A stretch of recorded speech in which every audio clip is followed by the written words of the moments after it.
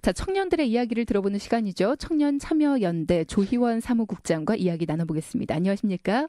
네, 안녕하세요. 네, 감기 걸리셨나 봐요. 아, 네. 자, 개헌 논의가 한창입니다. 문재인 대통령 오늘 개헌안을 발의한다고 했는데 일단은 선거 참여 연령 18세로 낮춰졌어요. 이와 관련해서 청년들 어떤 의견을 갖고 있습니까? 아, 네. 일단 정말 그 개헌 발의안에 선거권 연령 인하에 대한 내용이 담겨서 정말 기쁘다고 생각을 일단 하고 있고요. 예. 관련해서 저희 청년참여연대도 지난주 목요일에 선거권, 비선거권 연령 인하를 요구하는 기자회견을 하기도 했었어요. 네. 현재는 선거권이 만 19세 이상에게만 주어져 있거든요. 네. 그래서 작년 대선에는 이미 대학생인데도 불구하고 생일이 5월 이전인 20살 청년들이 투표를 하지 못하는 일도 발생했었어요. 그렇죠. 그래서 술도 먹을 수 있고 결혼도 할 수 있고 공무원 시험도 볼 수 있는데 자신의 다음 5년을 책임지는 대통령을 뽑지 못하는 사태가 벌어진 거예요. 그렇죠. 예. 네. 그래서 사실 이거는 청년과 청소년이 단지 투표를 하지 못하는 거에서 더 나아가서 자신이 속한 공동체의 문제를 주체적으로 해결할 수 없는 상태로 법이 청년과 청소년을 바라보고 있는 거잖아요. 그래서 사실 생각해 보면 오히려 이런 정치에 대한 높은 장벽이 더 삶과 정치를 멀게 만들고 그래서 민주주의가 축소되는 거다 이렇게 생각하고 있기 때문에 저희 청년참여연대는 선거권 연령 인하를 굉장히 찬성하고 있어요. 네. 근데 일부 단체에서는 선거권 연령을 하향하는 거하고 18세 선거권을 헌법에 명시하는 건 다른 문제다 하면서 이건 없어져야 될 부분이다. 이렇게 주장하는 분들도 있더라고요. 이 부분은 네네. 왜 그럴까요? 네, 그게 저희도 조금 아쉽다고 생각하는데요. 굳이 18세라는 숫자를 헌법에 명시할 필요가 있나 이런 생각이 드는 거예요. 그러니까 사실 유럽권에서는 이미 선거 연령은 18세고 이제 더 낮춰서 15, 16세로 하자라는 논의가 한창이거든요. 그래서 네. 우리나라도 이런 방향으로 결국 가야 할 텐데 역사적으로 보면 우리 선거 연령이 이제 1948년에 21세였고 1960년에 20세였고 2005년에 19세가 되었어요. 그래서 평균 30년 정도의 텀을 두고 이게 낮아져 온 거예요. 네. 그렇기 때문에 이제 또 선거 연령을 17세로 낮추려면 그 다음 30년이 걸릴 거다라고 하는데 이게 정치적으로 뒤처지는 것이다 이렇게 생각이 드는 거죠. 그러니까 헌법에 명시를 하는 것은 조금 안 된다. 라는 네네. 이야기를 하는 거죠. 네. 아이고, 감기 심하게 걸리셨나 봐요. 제 미세먼지가 너무 심해서. 네. 그러니까 말입니다. 아이고, 빨리 나으시길 바라고. 자, 네. 그리고 6월 지방선거가 다가오는데 선거에 출마하는 청년들도 있다고 알고 있는데 맞나요? 네네, 맞아요. 요즘 예비 후보 등록이 한창이거든요. 예. 네. 아, 그렇군요. 근데 모든 선거에는 기탁금 제도라는 게 있지 않습니까? 잠깐 설명을 네. 드리면 기탁금이라는 게 이 선거에 출마하는 후보가 후보 등록하면서 일정 액수를 기탁하는 건데 당선이 되거나 15% 이상을 득표해야만 전액을 돌려받을 수 있고 득표율에 따라서 일부 금액만 반환을 받고 나머지는 국고로 귀속을 하는 그런 네네. 제도인데 이게 청년 입장에선 좀 부담이 되지 않을까 싶기도 한데 어떤가요?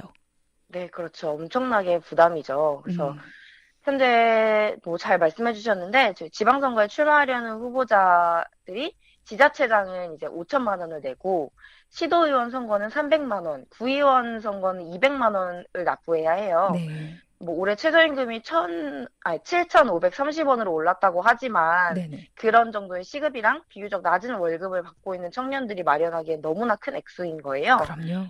네, 그래서 이 기탁금 제도가 사실 후보자의 난립을 막기 위한 것이다, 이렇게 말하고 있긴 하지만, 네네. 이 제도 때문에 오히려 유권자들이 이제 더 좋은 정치인을 만나고 더 다양한 정치인을 만날 기회를 잃을 수도 있다는 거죠. 그래서 사실 청년 문제가 심각하다 이렇게 말을 하는데, 청년 문제는 청년이 가장 잘 알고 있잖아요.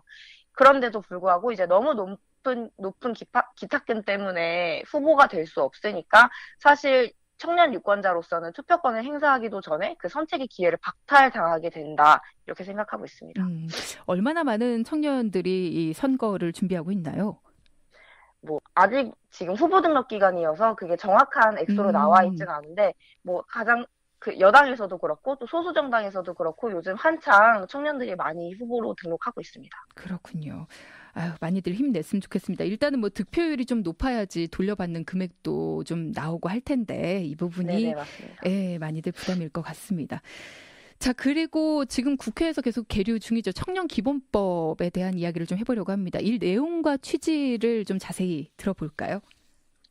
네, 아까도 제가 말씀드렸는데 청년 문제는 청년이 가장 잘 알고 있잖아요. 네. 그 청년 문제가 비단 실업에만 있는 것이 아니고 뭐 주거, 교육 등 굉장히 다면적이고 복잡한데도 불구하고 예. 대부분의 청년 문제가 이제 일자리로 치환되고 있어요. 음, 그래서 지금까지는 청년 실업이 해결되면 모두 해결된다라고 생각을 했기 때문에 청년을 위한 법안이 청년 고용 촉진 특별법 딱 하나만 있을 뿐이에요. 네. 근데 사실 그 이상이고 청년 문제는 그래서 그 대책의 패러다임이 전환이 필요하다 이렇게 네네. 생각을 하고 있어요. 그래서 예.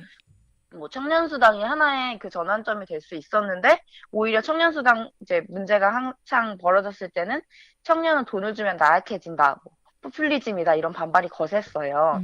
그래서 사실 이게 우리 사회가 청년을 바라보는 시선을 제대로 정의하지 않고 있었기 때문이라고 생각을 하는데요. 네.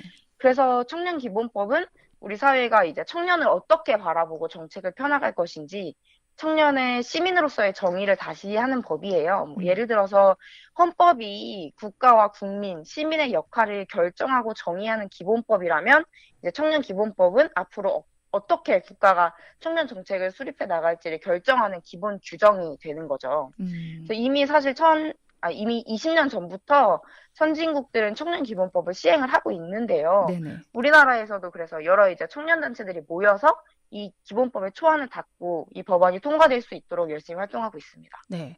근데 이런 법들이 지금 계속 계류가 되고 있는 이유 중에 하나로 지목이 됐던 게 뭐 기본적으로 다른 계층과의 형평성 문제가 좀 생길 수도 있다. 그래서 특별법으로 제정을 해야 된다. 뭐 이런 이야기도 나오고 있더라고요. 네, 맞아요. 네. 제가 아까도 말씀드렸는데 뭐 청년을 복지의 대상으로 바라보기보다는 그러니까 청년만 힘든 게 아니라 노인도 힘들다 막 이런 식으로 이제 논쟁이 벌어지는 거예요. 사실 청년기본법의 내용은 청년이 힘들어서 국가가 청년에게 정책을 더 수립하고 이렇게 복지를 해줘야 된다라는 내용보다는 청년은 우리가 함께 살아가고 있는 동료 시민이기 때문에 이 정도로는 그러니까 이 정도의 국가로부터 이 정도의 권리를 보호받을 수 있다라는 그런 내용인 거죠. 자, 그리고 그 밖에 2018년에 달라지는 청년 정책들, 또 청년들, 지금 방송을 함께하고 있는 청년들이 알아두면 좋을 만한 그런 정책들을 정리해 주신다면 어떤 것들이 있을까요? 뭐 역시 가장 큰 건 최저임금 인상이 있겠죠. 네. 지난해에는 6,470원이었던 최저임금이 1,750원으로 올라서 알바를 하는 청년들한테는 큰 힘이 되지 않을까 생각하고요. 또 청년참여연대가 열심히 요구했던 대학 입학금도 올해부터 단계적으로 인하가 됩니다. 네. 그래서 최종적으로는 2022년에 폐지가 되는 거고요. 올해부터 2021년까지는 대학생들한테 입학금 실비용을 국가장학금으로 국가가 지원한다고 합니다. 네. 또 청년 우대형 청약통장이라는 것도 있는데요. 이게 올해 6월부터 실시가 돼요. 그래서 만 29세 이하이면서 총 급여가 3천만 원 이하인 무주택 세대주만 가입할 수 있는 청약통장이고요. 또 원래 25세 미만 단독 세대주는 전세자금 대출을 지금까지는 받지 못했어요. 근데 앞으로는 19세에서 25세 단독 세대주도 전세자금 대출을 받을 수 있게 돼서 뭐 청년의 주거 형성에 조금 도움이 될 것 같다라고 생각합니다. 네, 지금 들은 내용들 좀 더 자세히 알아보고 싶으신 분들은 이렇게 검색을 해보시면 좀 더 자세하게 알아보실 수 있을 것 같고요. 최저임금 7,530원 이거요. 뭐 많은 곳에서 이야기를 하고 있었지만 가장 가장 알아두면 좋을 만한 그런 정보라고 말씀도 해주셨습니다. 자, 지금까지 조희원 사무국장이었습니다. 감기 빨리 나으세요. 네. 네, 고맙습니다.